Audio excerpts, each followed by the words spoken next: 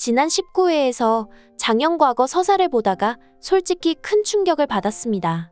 그 이유는 장현의 누이가 스스로 목숨을 끊게 된 진짜 이유가 따로 있는 듯 보였기 때문입니다. 또한 장현이 량음을 자신의 목숨처럼 아끼게 된 이유도 누이와 연관성이 있어 보였습니다.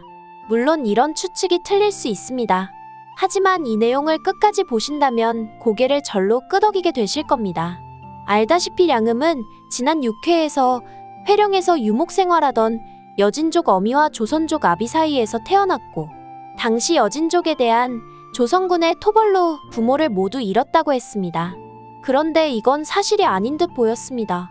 즉 량음에게 감춰진 출생의 비밀이 따로 있는 듯 했다는 것이죠. 그럼 왜 이런 추측을 하게 되었는지 지금부터 연인 전편 분석을 통한 내용을 알려드리겠습니다. 다만 이 내용은 오직 분석을 통한 추측이기에 방송과는 다를 수 있으니 참고 부탁드립니다. 현재까지 밝혀진 장현 누이의 과거 서사를 간단히 정리하면 이렇습니다. 장철의 집에서 종이었던 삼도라는 사내와 장현 누이가 사랑에 빠졌고, 그걸 들켜 삼도가 매맞아 죽자 스스로 목숨을 끊었다는 내용입니다. 그런데 뭔가 이상합니다. 분명 장현은 지난 12회에서 소현세자에게 이런 말을 했습니다. 오래전 소인이 아는 이가 치욕이 파도처럼 덮치는 것이 두려워 죽음을 선택했습니다. 소인 그 선택을 이해할 수 없었지요. 화가 났습니다. 그런데 이 말이 사실이라면 누이가 당한 치욕이란 뭘까요? 종이었던 삼도와 사랑에 빠진 걸 그렇게 표현한다는 것은 말도 안 되고, 아버지에게 그 사랑이 들켜 반상의 법도를 어겼다 하여 그걸 치욕으로 표현한 것도 아닐 것입니다. 알다시피 장현 누이는 삼도에 대해 그가 웃으면 꽃피는 소리가 들린다 말할 정도로 깊게 사랑했으니까요. 그리고 장현은 소현세자에게 이런 말도 했었습니다. 왜 어떤 이의 치욕은 슬픔이고 어떤 자의 치욕은 왜 죽어마땅한 죄이옵니까? 저들이 참으로 죽음으로써 치욕을 피했어야 한다 생각하십니까? 그렇다면 장현 누이가 느낀 치욕은 스스로 인정한 치욕이 아니라 아버지에게 강요당한 치욕이 아니었을까요? 공신반열까지 오른 집안의 여식이 종과 사랑에 빠져서 종의 아이까지 낳은 것은 가문의 치욕이다, 그런 것 말입니다. 그리고 두 사람의 비밀스러운 사랑이 들킨 것도 장현 누이의 배가 불러오면서부터가 아니었을까요? 만약 이런 이유로 장현 누이가 아버지에게 죽음을 강요당했다면 아버지는 장현에게 누이의 죽음을 치욕이라 표현했겠죠. 그래서 어린 장현을 데리고 누이가 죽은 장소인 듯한 곳으로 데려가 그렇게 말한 게 아닐까 싶네요. 내 누이는 너를 위해서 죽었다고 말이죠. 그 예로 만약 누이가 반상의 법도를 어기고 종의 자식을 낳았다면 그 자식 또한 종이니 장현 집안은 조선 4대 부가에서 조롱거리가 되었을 것입니다. 거기다 누이가 혹 다른 양반가의 자식과 혼례를 약속해 결혼까지 앞두고 있는 상황이었다면 길채가 혼례를 앞두고 그랬던 것처럼 간통죄에 해당했을 것입니다. 그런데 장철의 마인드면 그건 간통죄가 아니라 딸에게 강상의 법도를 언급하며 지아비를 섬겨야 하는 부의부강을 어겼다는 논리를 폈을 것입니다. 이에 하나뿐인 동생 앞길까지 막지 말고 스스로 죽기를 강요했을 수도 있다는 것이죠. 참고로 강상죄의 경우 삼강과 오상의 도덕을 심하게 위반한 죄라 여겨 조선시대에서는 영모 다음에 버금가는 중범죄로 판결했고, 심지어 가족까지 노비로 전락시키기도 했습니다. 드라마 연인에서도 강상죄에 대해 2번 언급된 적이 있었는데요. 처음에는 장현이 능군리에 갔을 때 길채에게 강상죄로 처벌받은 어우동을 언급한 것이었고, 19회에서는 장철이 강빈을 언급하면서 강상죄를 언급했죠. 세자빈이 참으로 우전을 저주했다면 그건 자식이 부모를 저주한 것이니 강상에 관계된 일이고 나라의 근본을 흔드는 일이라고 말이죠. 하지만 장현 누이가 죽음을 택한 진짜 이유는 아마도 치욕이 파도처럼 덮치는 것이 두려웠던 게 아니라 아이는 태어나자마자 죽고 사랑하는 사람까지 사라진 세상에서 살고 싶지 않았던 게 아닐까 싶네요. 장현이가 길채와 영영 헤어지고 나서 삶을 내려놨던 것처럼 말이죠. 또한 삼도가 죽어가면서 장현에게 미안하다고 말했던 이유는 누이를 끝까지 지켜주지 못해서 미안하다는 말이 아니었을까 싶습니다. 그럼 여기서 가정을 하나 해보겠습니다. 앞서 두 사람의 비밀스러운 사랑이 들킨 이유는 나날이 배가 불러오는 장현 누이의 모습이었을 것입니다. 그렇다면 장현 누이가 아이를 낳았을 가능성도 높겠죠. 하지만 장철은 그 아이가 죽었다고 말하고 실은 내다버리지 않았을까요? 그 아이는 종의 자식이니 말입니다. 참고로 장현 누이가 죽은 시기는 장현 나이가 8살 정도 되어 보이던 때였습니다. 또한 누이가 죽고 나서도 아버지와 함께 어느 정도 있던 걸로 봐서는 그 나이에 곧바로 집을 나간 것으로는 보이지 않았습니다. 그래서 말인데 만약 장현이 누군가에게 누이가 남긴 혈육에 대한 얘기를 들었다면 어떤 결정을 내렸을까요? 아마도 자책하며 찾아 나섰을 것입니다. 장현은 자식은 아비가 지키는 것이라는 신념을 가지고 있었으니까요. 그러다 장현은 어떤 사고를 당해 기억을 잃고 은상과나 관노비가 되었을 가능성이 큽니다. 이런 이유로 길채에게 아버지 기억이 잘 나지 않는다고 했던 것이겠죠.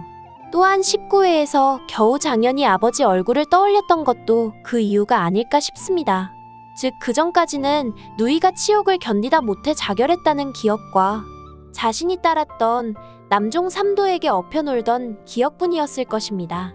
그러다 지난 2회에서 누군가가 매를 맞는 그 순간의 기억이 떠오른 것이죠. 이때 장현은 그 상황이 너무나도 슬퍼 금방이라도 눈물을 흘릴 듯한 표정이었으니까요. 이처럼 장현의 과거 기억은 생각해서 떠오른 것이 아니라 불현듯 갑자기 어느 순간 떠올라서 본인도 놀라 뒤를 돌아볼 정도였습니다. 그런데 지난 19회에서 닫혔던 기억의 문이 모두 열려버린 것이죠. 삼도가 매 맞아 죽던 순간 굳게 닫혀있던 곳간의 문이 열리듯이 말입니다. 즉 장현이 잃어버렸던 아버지와 누이 그리고 삼도에 관한 모든 기억이 되돌아온 것이죠. 그럼 다시 두 가지 가능성을 두고 양음 얘기로 넘어가 보겠습니다. 첫 번째는 장현이 버려진 누이의 아들을 찾으러 은상관하에 왔다가 머리를 다쳐 그곳에 관노비가 되었을 가능성입니다. 그리고 그 누이의 아들이 양음이었을 수도 있습니다. 알다시피 어린 시절 양음은 여진어가 아닌 조선말을 잘했고 지난 19회에서 양음이 장현에게 말하길 나는 누구한테 검은고도 배우고 활쏘기도 배우고 상처 치료하는 것도 어깨너머로 배웠어 라고 말했으니까요. 그렇다면 여진어 또한 양음이 가르쳐준 것이 아니라 장현이 양음에게 가르쳐준 것이 아닐까요? 참고로 지난 6회에서 양음이 자기 부모님에 관한 얘기를 용골대에게 털어놓았을 때 장현은 용골대가 자리를 떠나자마자 양음에게 잘했다고 말했습니다. 즉 여진족 어미에 관한 내용 자체가 용골대를 속이기 위한 장현의 책략이었을 수도 있다는 것이죠. 그뿐만 아니라 지난 19회에서 영랑이 양음에게 이런 이야기를 들려주기도 했습니다. 일전에 장현 오라버니가 장사하러 변경 간 날 양음이 우리 기방에서 놀다 손님과 시비가 붙어 다친 적이 있었는데 그날 밤에 장현 오라버니 다녀가신 거 알고 있냐며 양음 다쳤다는 소식에 은 7,000양을 포기하고 왔다고 말이죠. 그런데 그때 장현이 와서는 양음이 무사한 것만 보고 다시 갔다고 하죠. 이에 영랑이 아는 언니가 언제 한번 장현 오라버니 매시면서 왜 그렇게 양음이 하느냐고 그 이유를 물어봤는데 자기는 양음이 재미나게 사는 거 보는 재미로 산다 그랬다고 말입니다. 그러면서 영랑은 장현이 절대 양음을 혼자 두고 죽을 분이 아니라고 말하는데요. 여러분, 양음을 향한 장현의 이 마음이 뭐라고 생각하시나요?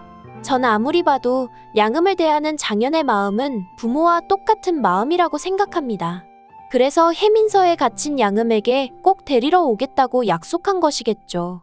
양음 역시 이런 상황을 염두에 둔 듯 절대 포기하지 않을 듯한 장현에 대한 마음을 지난 19회에서 장현이 잃었던 기억을 되찾자마자 기다렸다는 듯이 포기하고 길채에게 모든 걸 양보했습니다.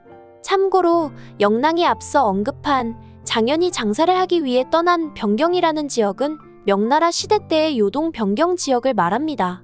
그리고 여기에 사는 주요 거주민은 여진족이었습니다.